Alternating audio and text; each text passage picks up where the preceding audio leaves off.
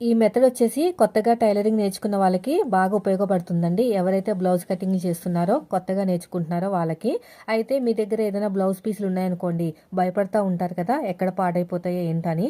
So అలాంటప్పుడు మీరు ఏం చేస్తారంటే ఇలాగా మనకు శారీ ఫోల్డింగ్లో వచ్చిన ఇలా పేపర్స్ ఉంటాయి కదా, అవన్నీ కూడా పక్కన పెట్టుకోవాలండి. అయితే మీ బాడీ మెజర్మెంట్ అయినా సరే, ఆది బ్లౌజ్ అయినా సరే, ఏది ఉంటే అది దాంతో ఫస్ట్ కట్ చేసుకోవాలి.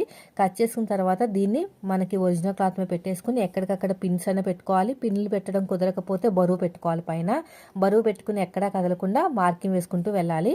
అలా మార్కింగ్ వేసుకున్న తర్వాత ఎగ్జాక్ట్గా మార్కింగ్కి మ్యాచ్ అయ్యేటట్టు కట్ చేసుకోవాలండి. అప్పుడు మీకు భయం అనేది పోతుంది అనమాట.